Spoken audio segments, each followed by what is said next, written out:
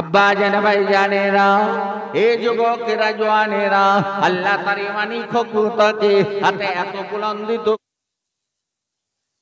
অবস্থাতে হযরত সালাউদ্দিন আইয়ুবী রাহমাতুল্লাহ আলাইহি তিনি ১৭,০০০ সৈন্য নিয়ে বাইতুল মুকাদ্দাসের দিকে ধাবিত হলেন। বীর বিক্রমে যুদ্ধ পরিচালনা করলেন।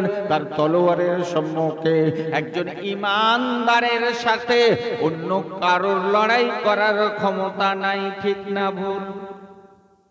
এই যে জাতি জানে মরলে শহীদ, বাঁচলে হয়ে গেছে।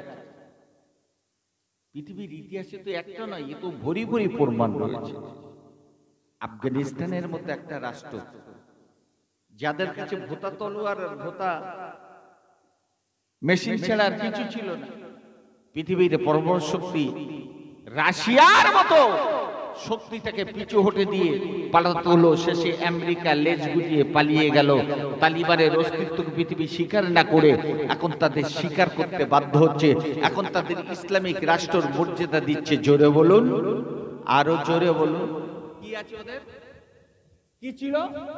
ইমানি তাকওয়া, ইমানি ক্ষমতা। ফিলিস্তিনের একটা যুবকের মেয়ে মারা গেছে, ছেলে মারা গেছে, বিবি মারা গেছে, মা বাপ মারা গেছে। যুবকটা নিশ্চয় অবস্থাতে দাঁড়িয়ে রয়েছে। সিএনএন সাংবাদিক যখন প্রশ্ন করছে, আপনি এখন আপনাকে নিজেকে কেমন ফিল করছেন, কেমন উপলব্ধি করছেন? আসমানের দিকে তাকিয়ে মুখে হাসি, কিন্তু এই মুখে সেই হাসি তো সেই হাসি নয়। মুখে হাসি, বলছে আজকে আমি বড় খুশি, আজ আমি শহীদের স্বামী, আজ আমি শহীদের বাপ, আজ আমি শহীদের সন্তান। তাদের ঈমানটা কত বড় দেখুন। বলল সবই আমার আল্লাহর কাছে আমি জমা দিয়ে দিয়েছি। আর একবার জোরে বলুন না সুবহানাল্লাহ। আর আমাদের ঈমান ৫০০ টাকায় বিক্রি হয়, ৫০০০ টাকায় বিক্রি হয়, কি সুবিধা মতো অর্থেই বিক্রি হয়।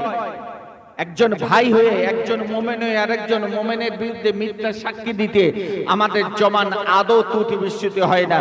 আপনি মনে করলেন ধোঁকাবাজি ফেরেববাজি করবেন, আপনি নামাজ পড়ে মুক্তি পাবেন, অতটা সোজা নয়।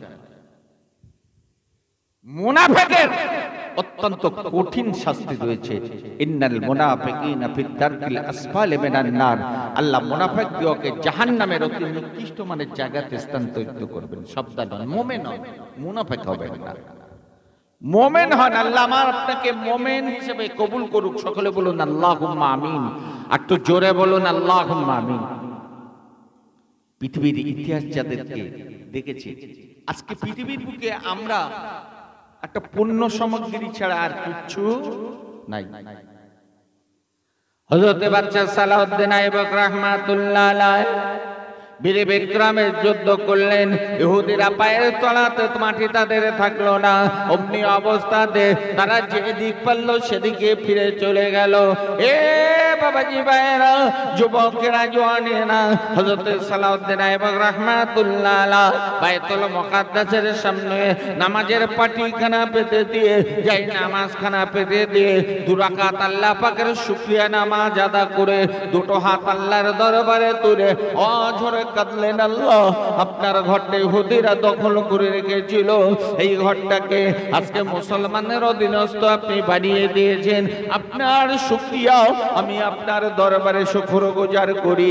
এই শুকরগুজার করার পরে তিনি আল্লাহর দরবারে শুকরগুজার করার পরে ফিলিস্তিন যাদের ওই অবস্থাতে ইহুদি খ্রিস্টান জাতিদেরকে ডেকে বলেছিল, বলে ইতিমধ্যে তোমরা আমাদের ৭০,০০০-এর উপরে মুসলমানকে তোমরা জবাই করেছো, হত্যা করেছো।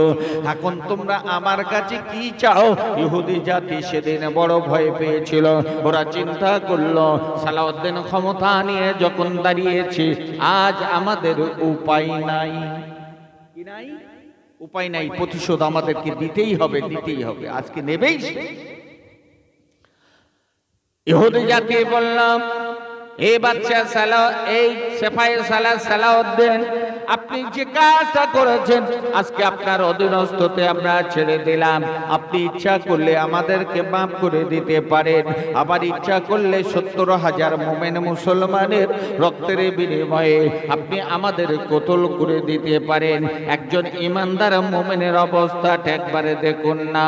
হে বাবাজি ভাইরা, বাদশা সালাউদ্দিন আইবক রহমাতুল্লাহ আলাইহি ওই সময় দাঁড়িয়ে বলেছিল, হে জাতি ইহুদি শুনে নাও, তোমরা পৃথিবীর ধ্বংসপ্রাপ্ত জাতি, অভিশপ্ত জাতি।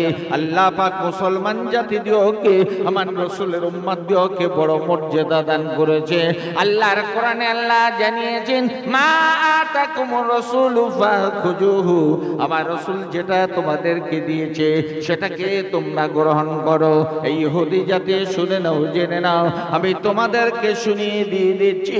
মক্কা যখন বিজয় আমার রাসূলুল্লাহ করেছিলেন, আল্লাহ রাসূল আল্লাহর হাবিব মক্কাকে বিজয় করলেন। পৃথিবীর ইতিহাসে তিনি মদিনা ছেড়ে যখন মক্কাতে চলে এসে মক্কা বিজয় করলেন, মক্কা বিজয়ের ইতিহাস দেখলে পৃথিবীর মানুষ অবাক হয়ে যায়।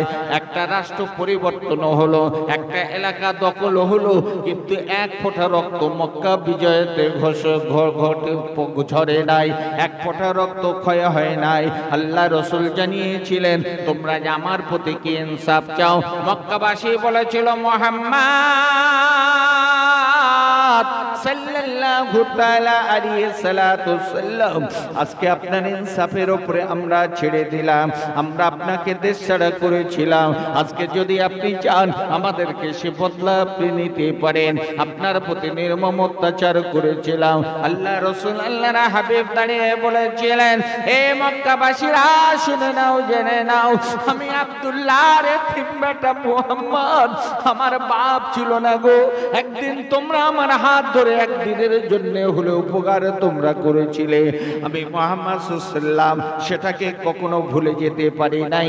আমি মা হারা মুহাম্মদ, আমি বাপ হারা মুহাম্মদ, আজকে তোমাদেরকে আমার তরফ থেকে আল্লাহর ইচ্ছাতে মাফ করে দিলাম। আরো জোরে বলুন, আর একটু জোরে বলুন, আমি তোমাদেরকে মাফ করে দিলাম। মক্কা জাতীয় অবাক, এটা কি করে সম্ভব হয়? এত অত্যাচার সহন করার পরে রাসূলুল্লাহ তো শুধু মদিনা থেকে মক্কাতে এই প্রথম আসেন নাই। ইতিমধ্যে তিনি উমরা করার জন্য মক্কাতে আসতে চেয়েছিলেন, কিন্তু হুদায়বা নামক জায়গাতে রাসূলুল্লাহকে ফিরে যেতে হয়েছিল। ইতিহাস